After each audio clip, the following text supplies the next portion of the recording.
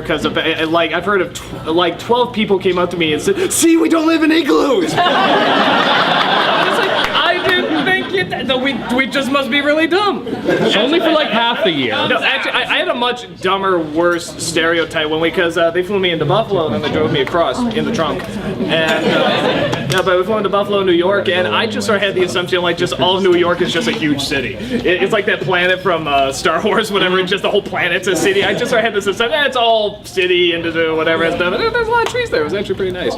So I don't. Did you ever get your mic working or? No.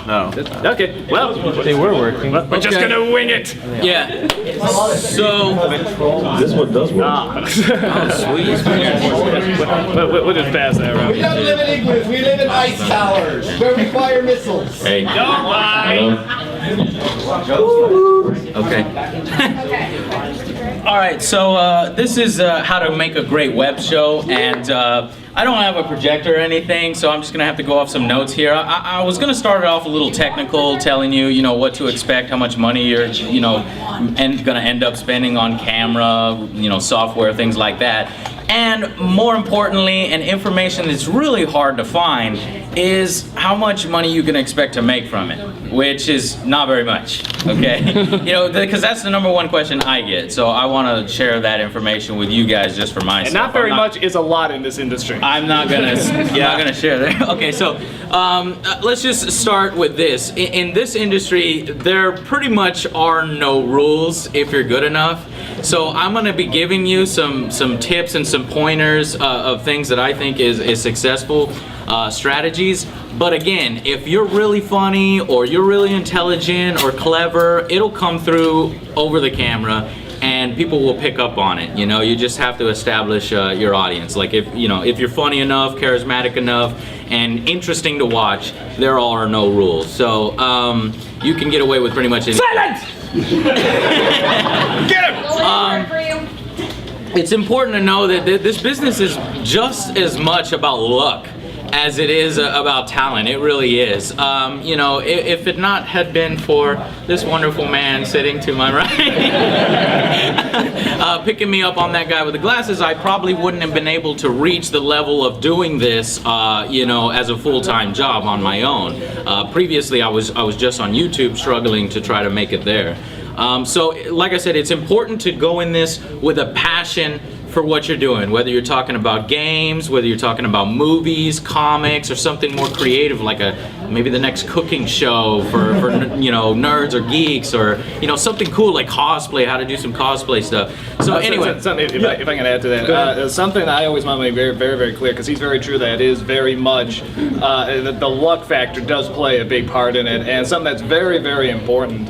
I think a lot of people, like when they go to California, Hollywood, all that, so that they figure out is that if you're gonna do this, you have to do it because you love it. You have to do it because you would be doing it anyway, because there's a very large possibility you won't make it. I mean, we all have faced that possibility. If you do, great, but you want to be able to say by the end that it was still worth it. Like, even if you went nowhere and never got anywhere, you're glad you did because you're doing what you love and you tried it. So I think that's very, very important. If you're doing it like, I'm doing this to get rich or I'm doing it to get famous, you're gonna, even if you get famous, you're gonna fail because you can't go in for that reason. So yeah, just wanted to add that. Okay, so I guess I'll just get started here. Noah gave a great presentation yesterday. I don't know if you were in his. Right here. He had a projector, bullet points, and all sorts of stuff. So I'm probably going to have him speak for just a little bit. But I wanted to say first that we have different approaches to this. My advice to you, his advice to you, if you didn't go to that panel, was, you could do it on the cheap. For example, Benzai has like a flip phone camera. He was using the shittiest camera. He used to operate on a flip camera that was maybe $60. I don't think this is working. It's very quiet. Okay, go ahead. He was operating on a camera that was about $60 for a long time, even up to the first anniversary show we did. And he did upgrade eventually, but for a long time he was shooting on the most ghetto camera I'd ever seen. Yeah, it was pretty bad. But my advice to you is basically to increase your chances.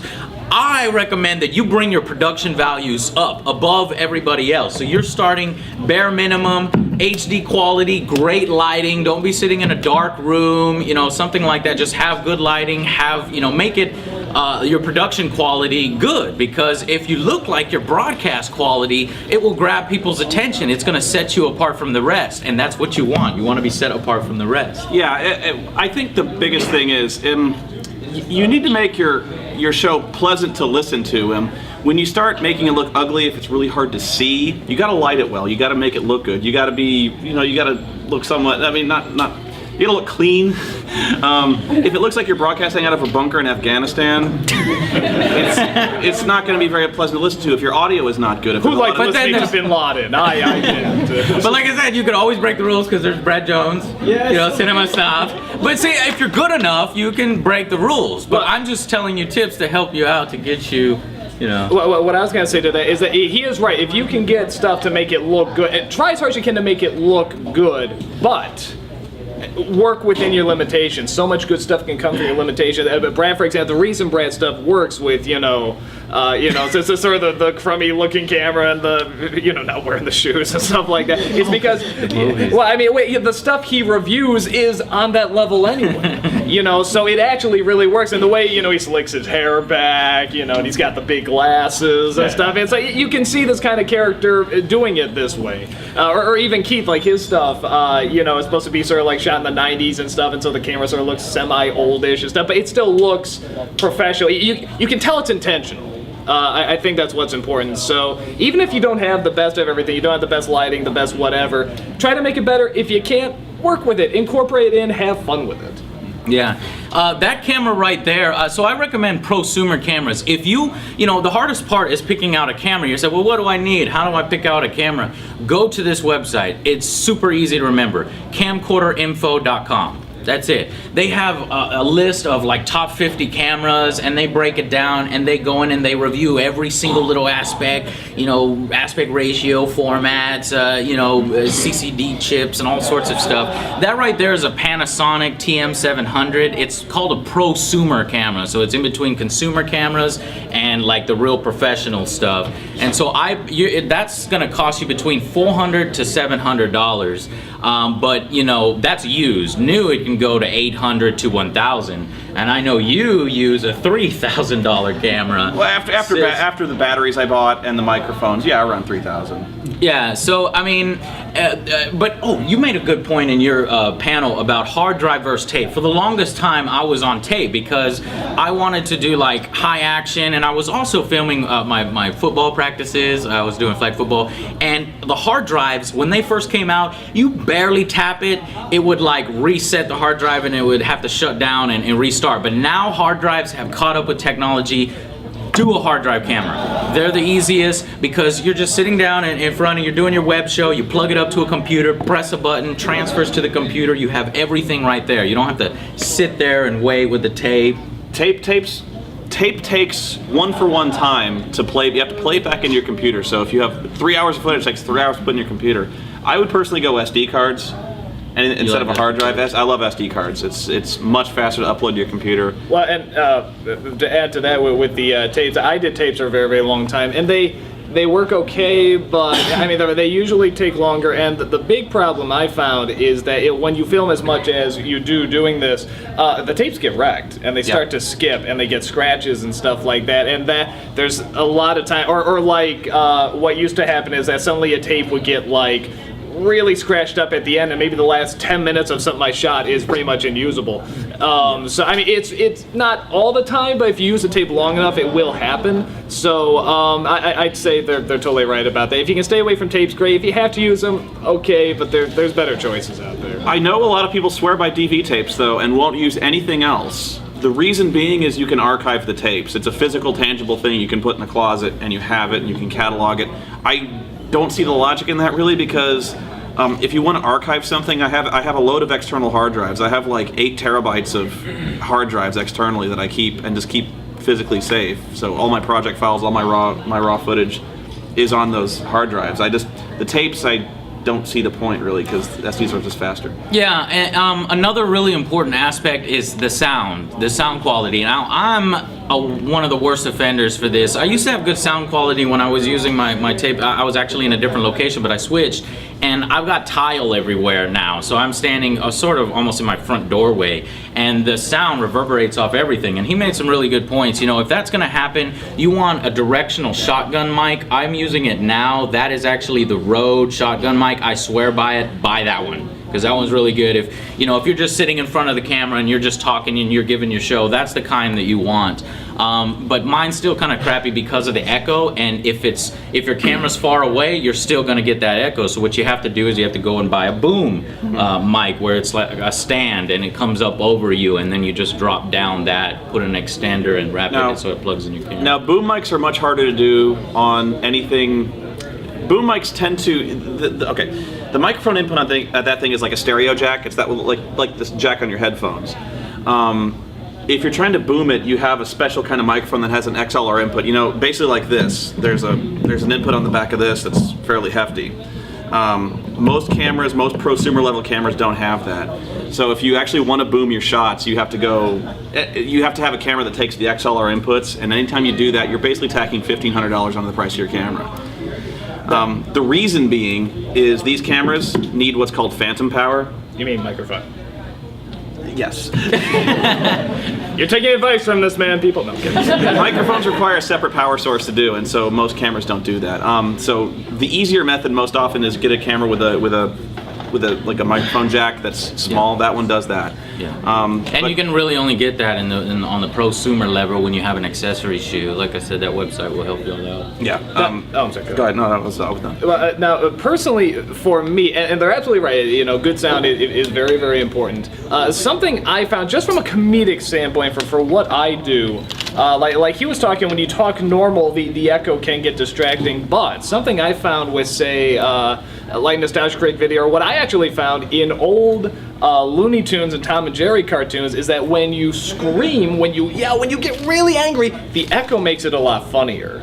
And if you ever notice, if you watch the old Looney Tunes, the old Tom and Jerry's, and then you watch cartoons today and you listen to the sound, it's like the sound acting is never quite as funny. It's because the sound equipment wasn't as good back then, but so they had that echo. But the echo, when they yell, sounds so much louder and therefore so much funnier. So even that you can use to your advantage, but still, you're right. If you want to be taken seriously and you want to sound good. You got a question there? I think in some of your older reviews, the sound quality was rather low, and when you had figured out that your whining instead of yelling when you reacted to something was better, when you yelled, it echoed.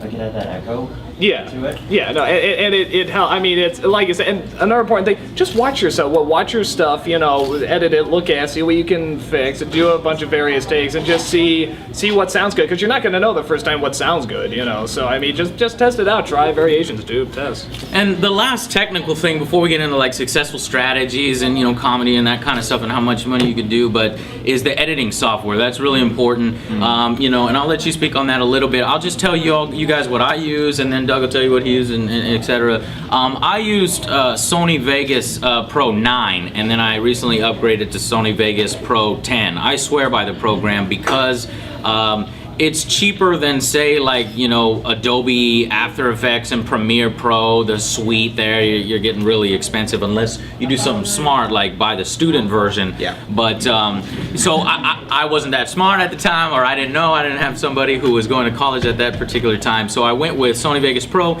It's excellent because anything I don't know how to do, I go on YouTube, and a 12-year-old teaches me how to do it. I'm serious. These guys are the next generation, so intelligent. I'm sitting here and I'm learning from him, and I'm listening to his voice, and the guy's so, I don't know, how do they teach them? They teach themselves, but they teach me now. So that's what I use for editing, Sony Vegas Pro 10. What do you use? I used to use Sony Vegas for a long time. I have no complaints about it. It was great. But I got a copy of Adobe Premiere Pro, and they're very similar in a lot of ways. So if you know how to use one, you pretty much know how to use the other. But Premiere Pro I really like because it renders directly to Flash.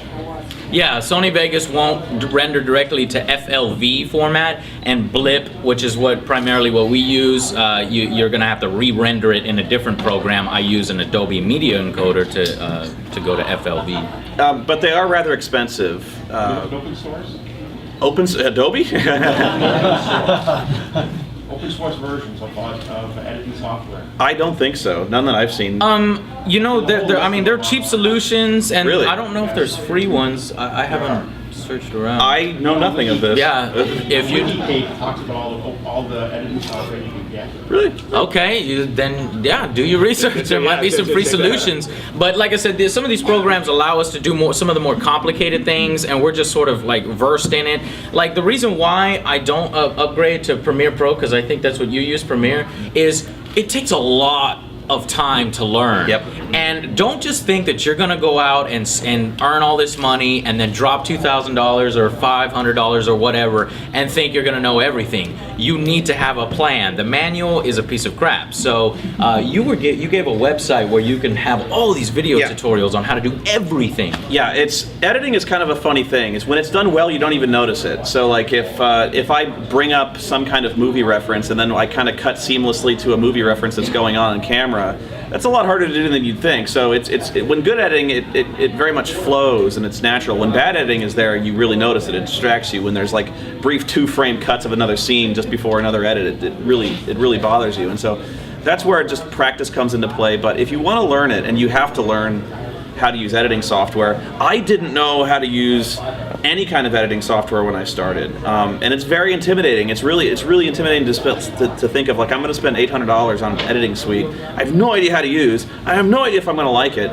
but you got to basically take that plunge if you want to do it. And so really the best ways, there's books that exist. You can find a book, but if you don't like to read, there's a website called lynda.com, lynda.com, that has training courses, video training courses that will walk you through every single step, and it's really about $60 to get this, basically a DVD that'll teach you how to do simple stuff to advanced stuff, just very simple putting together of things that you might not know otherwise. I really like the Lynda course. Well, another question that actually a lot of people ask, and actually I don't even know the answer for you, but they ask because Adobe Premiere, a lot of these editing programs don't actually copy the video in. Like if I'm reviewing a movie, they don't record the movie in. You have to get another program for that. What I use for that is Pinnacle Studio, which is also an editor, but I recommend going with another one because that's much more user-friendly. It's a good beginner one. But you're probably going to want to move on from there. I use Pinnacle to copy my footage. Now, what about you guys to get your footage? From movies? Like, yeah, like from get the movie into the computer. From games, me and him both use, or at least I know you own, the HD PVR. It's from Hop, and it allows me to record footage directly from my Xbox, and it's perfect because it's in HD, and it just I have a USB extender, a 15-foot extender. I take it from my living room all the way to my computer room, plug it right into my computer, and it goes. But are you talking more getting footage from your camera in your computer, or getting No, footage? like from a movie. From a movie? Yeah. Oh yeah, I use the big thing I use is a DVD recorder. So, but if it's from if it's from a DVD, I have a ripper program called Handbrake. Handbrake's really good, but if it's from an external source, like if it's from an Xbox or a PlayStation or even a VCR, I plug it into a DVD recorder. Really, I'm the most happy with that. The PVR, I find tends to be a little finicky. It tends to crash at really awkward times, forcing me to start over, and so there's nothing worse than playing 4 hours of a game and then coming back and find your program crashed 10 minutes in.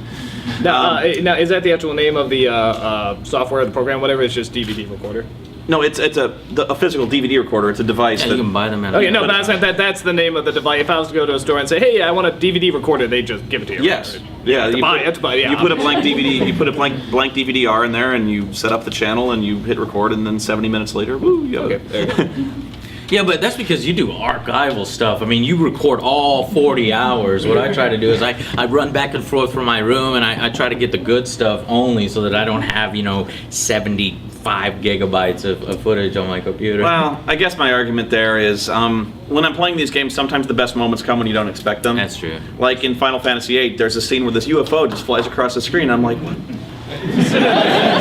And it ties into nothing, it means nothing, but if I was just trying to get plot points, I would have missed that. Yeah.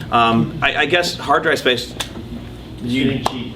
Yeah, you're gonna need a big hard drive. I mean, I'm recently starting to record everything now, and it's been easy since some of the games I've been reviewing are like 4 hours or less. Really, Big deal. really hard drive Yeah. space is relatively cheap. If you get an external hard drive, $80 will get you 2 terabytes.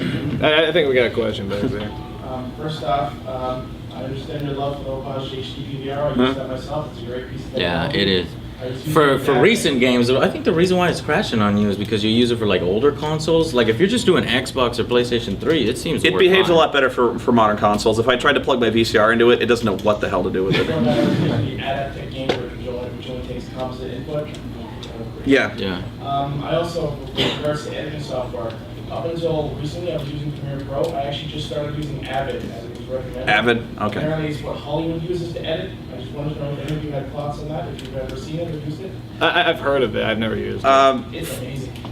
From what I've heard, Avid is evil. I know Lindsay Ellis edits in Avid. I really have no experience with that. It is what Hollywood tends to use, and if you're trying to get a job as a professional editor, they probably will ask if you are trained at all or knowledgeable in Avid. I know it is insanely expensive, Yeah. probably more so than even Premiere. Another choice is Final Cut Pro. Anyone who uses a Mac pretty much swears by Final Cut Pro. I have never used a Mac, so but I know the Angry Video Game Nerd uses Final Cut Pro exclusively. Yeah, he does. He swears by So that. it's probably really good. Let me just talk a little bit about how to make a living off a web show. I mean, this is pretty much what you're all wondering. How much money can I make a living off this? Can I start doing this as a job? The answer is no. Well, the answer is it's a bit of no and yes, unlikely. First, I'll tell you just to give you a little sticker shot the total startup cost. So camcorder, I use and recommend Canons and Panasonics because they're the only ones I've worked with. But that's $500 to $800, and then you want lighting. You're going to want a video lighting kit. About 2 soft boxes. They're video lighting. You go on eBay, just do video lighting. They're about $170. And if you're using a green screen like I do for a lot of my videos, and the reason why my green screen looks so good is because I have a fill light. You want to try to get as much distance between you and the green screen as you can, and get light pointing directly down so that you kind of pop from the screen. That is another that's included in the $200. So it's $170, $200. Sound, $50 for your boom mic stand. That Rode shotgun is $150. Editing, $600 for Sony Vegas Pro 10. Maybe another $100 if you're gonna do FX. I recommend Action Essentials 2 from Video Copilot. Those guys are really good. They also have some tutorials on that website. Then you got costumes and props. That's variable, but all said and done, you're looking, if you're starting from scratch and you have nothing, you're looking at in between $1,500 and $2,000. $2,500. It just depends on the cost of the camera. And you're right. You're absolutely right. But you're also forgetting PC upgrade costs. Oh, that's right. If you want to work with that HD footage that I'm highly recommending, you're gonna need a hardcore computer. Not no 4 gigabytes of RAM. No, that's old school now. Because Spoony, I'm running 16 gigabyte RAM, and Spoony's doing, what do you call it? 24. 24 gigabytes of RAM. So you're gonna be dropping a lot You think of money. that's a lot? Yeah, there's more. And we still have PC computers. We're like a level right before the workstation. Some people do on workstations. What's your computer? I'm really curious. I type things and it goes. Now, with that said, that's why it's so good to have these two here because, from my angle, I came into it and they'll vouch for me. I'm a technological moron. I know very little about computers, and it was so strange. That I'm making a living on this because in a lot of ways I really do know so little about it, about RAMs and hard drive space and all that stuff. I'm learning more, but I'm still not anywhere near these guys know it. It is important to know it. It's good to know it. If if it's something you can't grasp, if it's something you're having trouble with and stuff like that, get someone who does know about it. Have somebody help you out because, that's what happened with me. Again, that's where the luck came in with me because, I was friends with Bargo, who hooked me up with Mike Mashad, and that's sort of how this whole thing happened. They know the technical side, and they know the business side as well. And I don't have that in my head. My head does not work that way. So and that's why it works out so well. So they know, yes, go and do this, or do you think we should, incorporate this ad, or do you think we should go with these people, or you think it's a good reviewer? They're much better about that stuff that, I can't handle. So sometimes a partnership isn't bad. You have to keep in mind that you're gonna lose a little bit, because you have to, split it. But if it's something you're really determined about and you want to do, and you just know you don't have the time or whatever to really focus or understand this stuff, you pay the sacrifice and you work with someone else to handle it. But if you can learn it, great. That's ideally the best. But if you can't, you have to have somebody else who knows what they're talking about. Yeah, I just had a question because I do film reviews on YouTube. That's Cinema Simpleton, by the way. For someone who's wanting to get in like a profession, because I know the web is basically the primary medium for getting your entertainment and stuff like that. For game or movie reviews, maybe you're going to get into this in your presentation, but what tips and advice would you guys give for someone who's wanting to get into reviewing games or movies? I think we are going to get into Well, yeah, I'll jump into that real quickly, and then I'll tell you about the CPMs and how much you make. So my advice, and this is just from me, and I think these guys will agree with me too. There was a quote, and I really love this quote. I saw it on a poster somewhere. Is the shortest distance between two people is laughter. And so comedy works for me, and it works for Doug, and obviously Noah. But there's other ways to do it. You can be analytical about it. Bennett the Sage is very successful at being, very intelligent in breaking down games. But for me, how I identify with my audience is I use comedy. So, for me, comedy is the best way to go. That's what would you guys say? Authenticity a lot. So much in terms of criticism, especially if you want to be taken seriously, is that people trust you, that they don't think you've sold out, or that they think you're being phony. That's the big thing for me, is because people. That's why I think Ebert is so successful in a lot of ways. Is not a lot of people disagree with Ebert, quite vehemently, in fact. But they trust him, and they actually like his reviews because they always know Ebert is telling the truth. They know Ebert is being Ebert. So if nothing else, you have a foundation of, where this guy's coming from, and at least if you disagree with him, that it's like Armin White. Yeah, he's probably always telling the truth, but he's always wrong. But it's fun to argue. And besides that, it's also fun to be open and be able to you can argue with this guy, and it's kind of that friendly atmosphere. Yeah. It's being honest and combining comedy and sort of informing while entertaining. And I don't claim to be funny, because I'm not funny. I just try to be entertaining. Nice. These guys are funny. Nice. You should be so hard on yourself. I got what I would say is, really sort of how I, got into it is, or my mindset was. When you go online, what are you looking for? What are you, looking to find, and try to make something similar. Or if what you're looking for isn't online, make it. And with web shows, they're totally right about being very truthful, and you have to go all out. You have to put all your passion into it. And yeah, it doesn't have to be funny. Right now, that is the hot thing on the internet right now, because it is so new, and just anything at the beginning of at its beginning, a comedy's gonna be best because it's very quick. It's very quick. It's very fast. It just hits you right away. Something dramatic. You have to take your time. You have to set the characters. You have to really, make a connection. Which is not that it can't be done, but it takes more time. And people's their attention spans on the internet, as most of us know, are not, isn't super long. So comedy right now works best. But that doesn't mean you can't try something else. Yeah.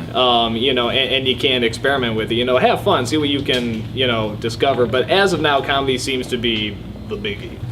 Okay, so for you, young, people starting up your own shows, this is where it comes. So you have to understand what CPM means. This is the making money part. So CPM, it sort of stands for cost per 1,000 impressions. So you get 1,000 views on YouTube, this is how much money you make from it. And with the advertisers, first off, you have to have a partnership, or if you use Blip, you're already set to go. You just check, I would like to put ads on my videos and earn revenue, and then they give you a share of the revenue. So basically, for every 1,000 views, say for example, if the CPMs On YouTube, they're really bad. I'm not allowed to share that, but you know, other video services and things like that. You know, for example, I mean, how can I do this without giving away numbers? Okay, yeah, we give ranges. So like when it's, you know, the ad market is so volatile, and that's another thing. You have to plan ahead, because some months it'll be great and other months it'll be absolute shit. And so you need to save your money or need to plan ahead. Some months you can do like 5 CPM. Or, you know, some of the other video services are like $2.50 CPM, stuff like that. But on good months, it could get to 10 CPM or 15. Christmas is good. And that's when it's really good. Now, here's how you do the math on this. So if your CPM is $2, that's really crappy, that's really low, and you get 10,000 views, how much is that? So you're gonna get, you know, $20 off that video, right? So Blip TV, you know, if you're making $5 CPM when it's crappy, $10 CPM when it's good, and $15 CPM when it's rare, take that example and set your goal for 10,000 views. If you can do 10,000 views, then you're starting to make a name for yourself. You're starting to be able to sort of do it, or at least bring in a little bit of part-time type money if you're doing videos consistently, say between 6 and 8 videos a month. So if you're doing that, $5 CPM, 10,000 views, that's $50 an episode. You just made yourself $50 an episode.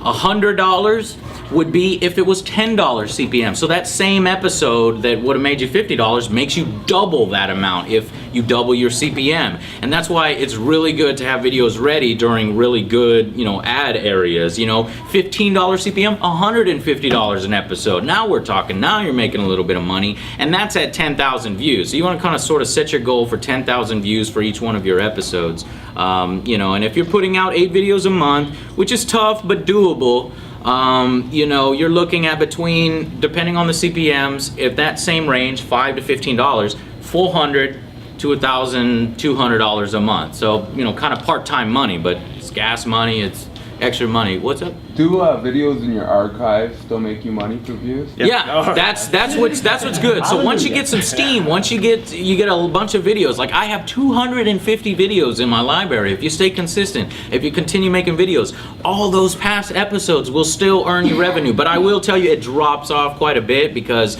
you know, initially, at least on YouTube, what happens is you put your video up, day 1, 2, and 3 is where you're gonna get all your hits. After day 3, it's gonna fall hardcore. You're only gonna get maybe, you know, a few views every once in a while, unless you know, people start searching for it or that specific video. And it's almost the same way on Blip. You know, when we put, and on That Guy with the Glasses, when we put up our videos there, when it first goes on that front page, on that main slider, that's when you're gonna get all the hits. And then when it goes to that side slider, you're still gonna get a little bit of hits. And when it drops off that, once again, your views are gonna go in the toilet unless people are specifically looking at your show. Oh, I want to watch the rest of the Angry Joe show. But yes, all your previous episodes do make you money. But I was gonna say it's a lot like with movies. When a movie comes out, what's gonna be the big money maker? The opening weekend. Well, the opening weekend's gonna make it the most money. Then after that, is it gonna keep going up? It can, but it's very unlikely. But at the same time, if you have, you know, whatever, you make a movie, big box office, you know, maybe it sells on DVD or something like that, but, you know, something like the Star Trek movies or the James Bond movies, you know, if you have a lot of those in your backlog, even if they're not making much, it's, you have a lot of them. And so just little here, little here, little here, it can pile up. So, I mean, as someone like Brad Jones who just pumps out videos like mad, you know, I mean, and they're not all the masterpieces. I mean, of course they're good, but I mean, they're not all, you know, masterpieces and stuff. But I mean, he has like a lot of them. And that stuff, like I said, if you just, you know, be passionate and make a lot of them, because people online also do get very impatient. They do have short attention spans. Oh, yeah. And yeah. Where's that next episode? Yeah, I mean, and you know, and we put out, you know, like, you know, I put out like usually like 3 a week, you know, even that is hard. yeah, no, it's like, well, when's the next Ask That Guy? When's the next video game convention and stuff? So, you know, it's in demand. So if you can have a lot on standby, it really helps, and it does add up. Controversy helps. Yeah, so, you know, and that's 10,000 views. Now here's the potential, right? But you know, I'm putting hope into your eyes. That's 10,000 views, right? Well, if you do $10 CPM, 10,000 views, that's $100. Now, what happens if you do 20,000 views? What happens if you do 50,000 views? or 100,000, or what does AVGN do? He does 1 million views. You take that $10 CPM and you do it by that, you're making quite a good money. But it's so hard to get to that level. You know, I've been in this like, 2-3 years, and it's like you have to if you want to views, you have to just find your niche, find what's popular, see what people are talking about, and then put your input onto it. It's the odds of success are a lot like any kind of acting position, really. I mean, there's a lot of actors out there, but there's only a very few that are making a significant amount of money. I worked for years at a dinner theater, making $20 a performance, which was extremely rare to get any kind of money. So I was very fortunate even to get like a paying dinner theater job. And internet reviewing is a lot like acting in a lot of ways. It takes you got to be good at what you do, and you got to be passionate about it. But really, if you're looking to go into it as a job, the odds of success, even if you are very talented, are kind of slim. So you got to you got to love what you do. It's easier than say, go moving to LA and go, talking to the Hollywood people. Like there's a particular guy, one of my friends, I don't want to name him by names, but he's in talks with Adult Swim to possibly get a show. And he actually shared some numbers with me on how much, he would make per episode, and then he would get a cut of the revenue.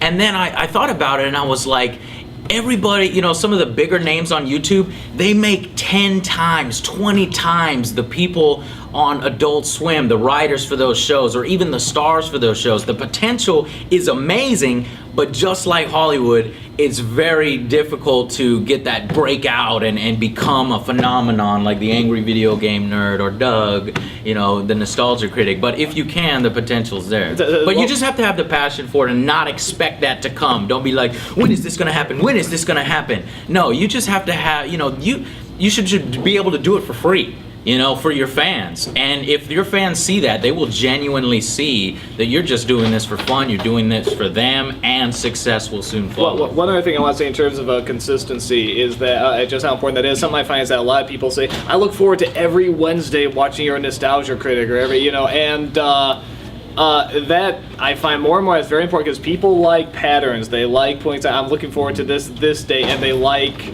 it's like eating breakfast. It's just, okay, this is a habit. And when they get in the habit, they don't like to break it. So not only if you have a lot of them, but if you have a consistency when they come out, that helps a lot online too, because people can watch something. I mean, I know people watch my videos and watch all of it, but a lot of people just put it on while they're doing something else, some other work, or something like that, and they just like hearing the sound, and they just look forward to it, and they sort of put that in the background while they're working and stuff like that.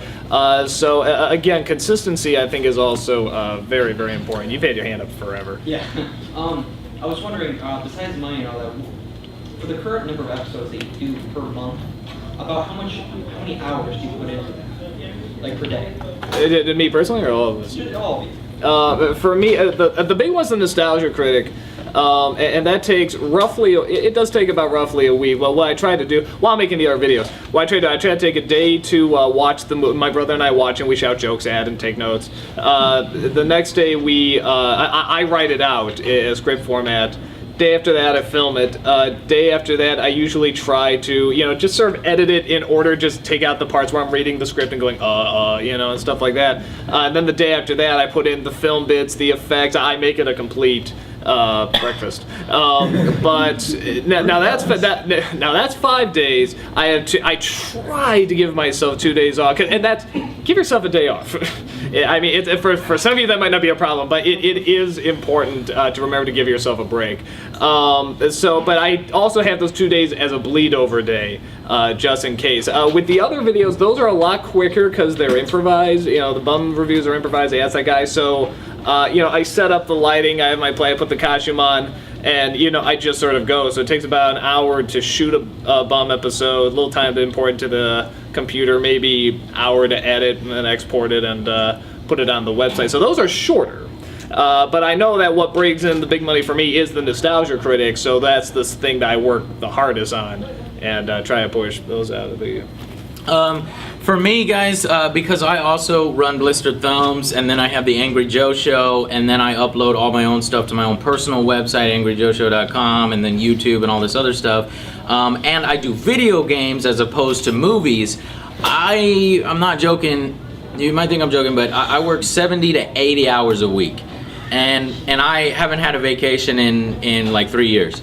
So it can be wearing, but it's doing something you love, and I love video games, and I love sharing my opinion. I love steering people towards good video games and keeping them away from bad video games. So that's what keeps me going. And plus, I read all my comments, and that keeps me going, and I can do the next one.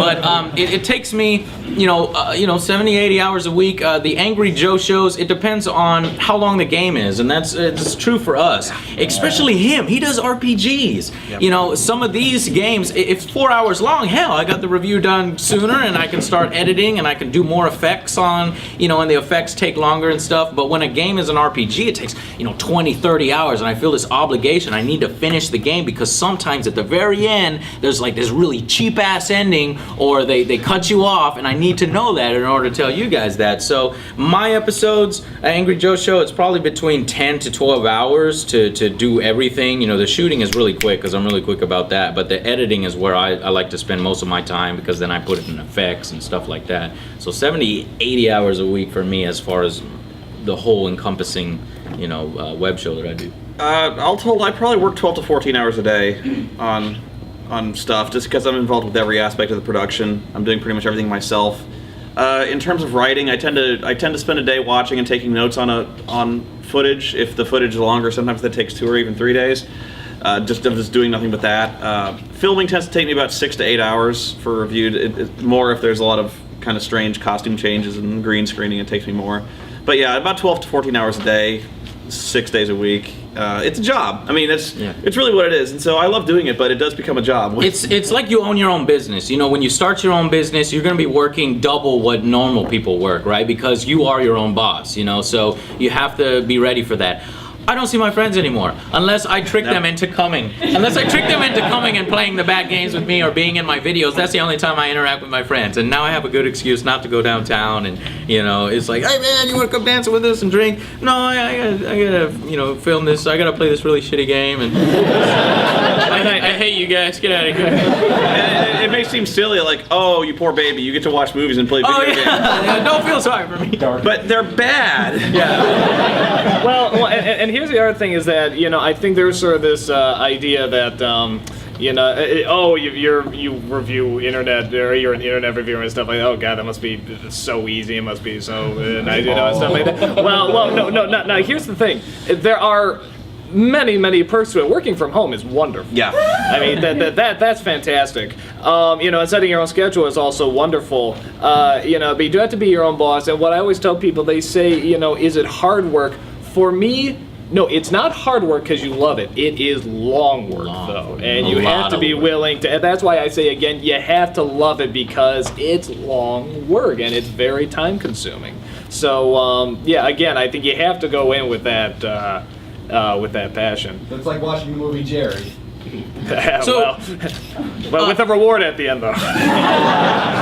So, if you have a goal of 10,000 views, you ask yourself, well, how do I get to 10,000 views? Early on, first, you sort of establish your identity, you do what you're best at, you let your personality shine through. I say, don't ever be wishy-washy. If you have an opinion, stick with your opinion, be very strong about it, be passionate. Nobody wants to watch a person go back and forth for 10 minutes or 15 minutes. They want to know this is why it sucks, or this is why it's good, or this is why I like it. I want to talk a little bit about YouTube versus Blip TV. If you don't have an audience yet, if you're just starting your web show and you've got a small audience but not a big one, Blip TV is pretty tough because it's not like YouTube. You put your video on YouTube and not only will people see it when they do random searches about something else, if you do that on Blip TV, nobody's gonna see your video because Blip TV doesn't really have that same kind of YouTube community where it is the biggest video distribution site in the world. So there's benefits, so that's why I started out on YouTube because I got my audience on YouTube, I built them up.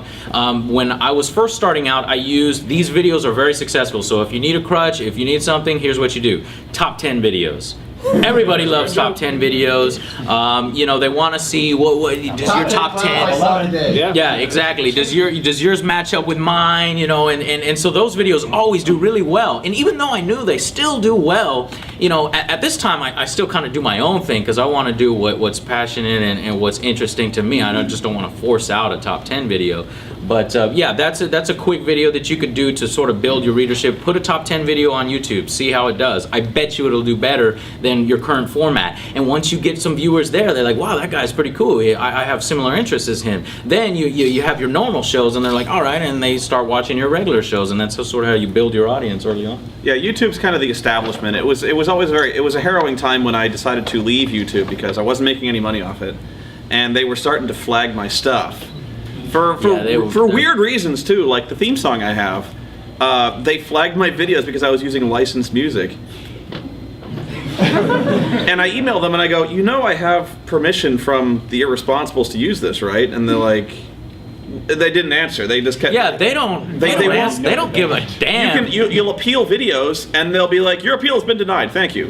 And I'm like, it's a form letter. I have like written permission from these guys. Yeah. I bothered them to write a letter, and they won't. There's no. They will they'll mute your video or they'll delete your video, and muting is just as good as deleting. I don't know what mute is like. Or the channel. They'll get rid of your channel completely. So what you have to do is you have to apply for YouTube partnership, and then they sort of work with you. They relax because they're making money off you, because they take a cut. The Angry Joe Show, when I first started, and I started to get a lot of viewers, we're going, 1,000 subscribers, 2,000, 3,000, 4,000, 5,000. I thought I was hot shit. I was like, all right, I'm gonna apply for a YouTube partnership. So I applied for a YouTube partnership, got denied. Then I was like, oh. So then I applied again, and they have a 2-month window. You can only apply every 2 months. So I applied. My subscribership's 20,000, 30,000, and I'm still getting denied. I'm like, wait a minute, like I'm one of the bigger reviewers here. What's going on? I got denied 8 or 9 times before I finally got a partnership through the Game Station,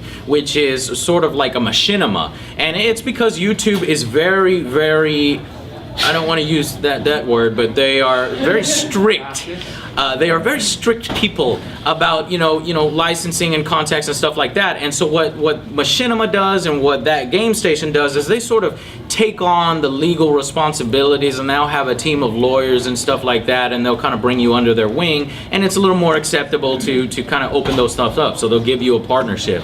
But because YouTube, there's a lot more views there, their CPMs are a lot lower than, say, Blip TV. I could tell you that. So that's why it's good to start your own website. So in addition to your YouTube stuff, direct people to your own website that you create. Yeah. So you do angryjoeshow.com, that's where you put all your Blip videos. So you get your audience on YouTube with, getting 10,000 views, and you say, hey, you like my stuff? Go over to my website. And they'll go over to your website and they'll watch your Blip stuff, and you get maybe 1,000 views on your Blip player. But because it's much better CPMs, you'll be making about the same. You got to pimp your website. You got to put links at the end of your videos. Website. Nobody's gonna pimp you but you. Don't be afraid to pimp yourself. Like that gentleman over there. Go total whore out. What we should probably do, because we're running a little low on time, I think we should probably just take questions from Okay, sure. So let's just let Blue Shirt back there. For videos like Gassia and Suburban Nights, do you expect higher CPMs? And if you do, how do you divide the funds up between yourselves? Well, I mean, stuff like that is, that is a bit of an investment, but it's never to a point where it's going to break us. But yeah, it's pretty much, on top of the CPMs, though, we also have DVD sales, which helps out a lot. So, yeah, I mean, with the first year... Buy our DVD! Say, or you pimp yourself out, man. Yeah, I say the combination of those. Well, on top of that, like the the crossovers that people do and stuff like that. I mean, all that stuff feeds in, and people love crossovers, and yeah, they like watching the yearly anniversary. So yeah, it's almost always going to be. Mike is the business side, so he knows about all this. We don't really know all that much, but you imagine how much it costs to take, what we're like 20 video producers, 29 video producers. Stuff from New Zealand, France, some New Zealand, France. You're talking about $1,500, $2,000, then all the hotel rooms. It gets pretty expensive, but and it's all about but it's unparalleled to get all of these people in the same place and see them working together and doing the collaborations. I mean, this is my favorite part of working with Channel Awesome is the year anniversaries. They're so fun and they're so worth it.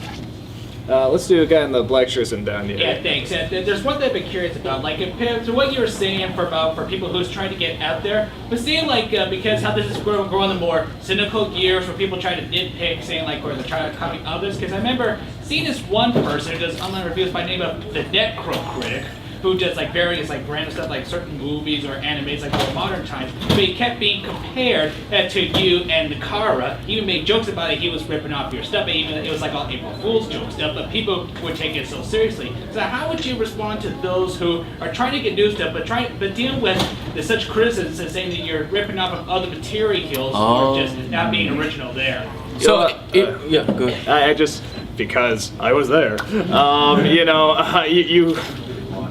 anytime someone throws something negative at you or something, if it's a legit problem, if you know this person's right, I'm doing something wrong, I mean, you should fix it, and you should probably find a clever way to either address it or at the very least fix it or stop doing it.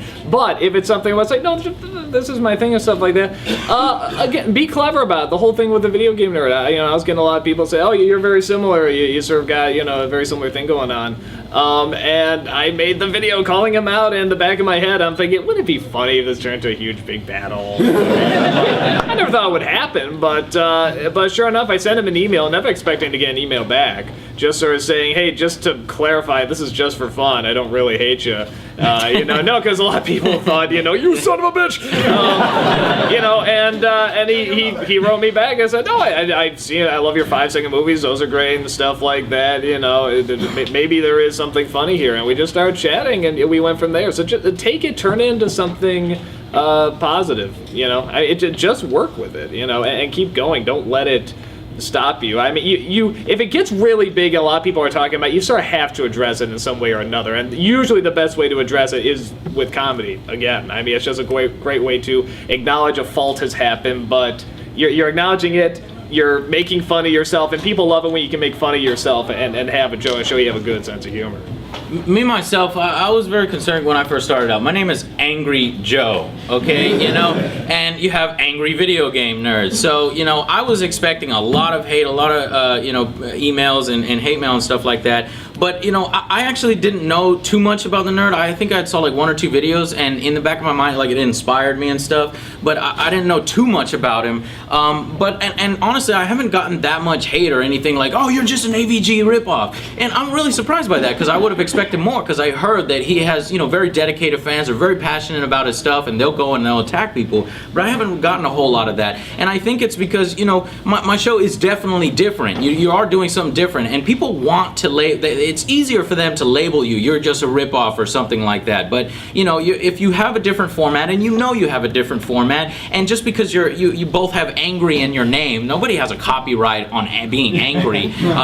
Being true and being honest that this thing really sucks, don't play it, or this is how I feel about it. So for the most part, you kind of have to shrug off that stuff or ignore it. Don't bring attention to it, because they're just, some of them can just be trolls. They're looking to bait you so that they can then become famous off of making controversy off you. That's a very good point. That's something I should bring up. Only address it if it looks like the majority of your viewers are seeing it. If it's just a troll, it's a troll. Or if it's a little group of trolls, it's just a little group of trolls. He's exactly right. Don't give attention to it, because that's exactly what they're looking for. I don't think we have time for any more questions, because we got 5 minutes. I think the last thing I'd like to say is, I forgot to mention this in my own panel. You're making yourself a public figure.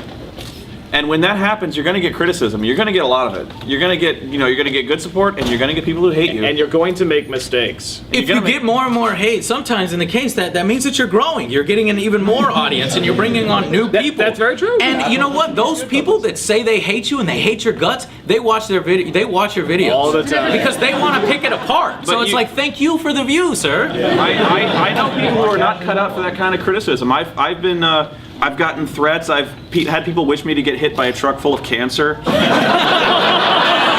That was actually an email I got. I hope you die getting hit by a truck full of cancer. My favorite was you need to shave your mustache, you pubic lipped fuck.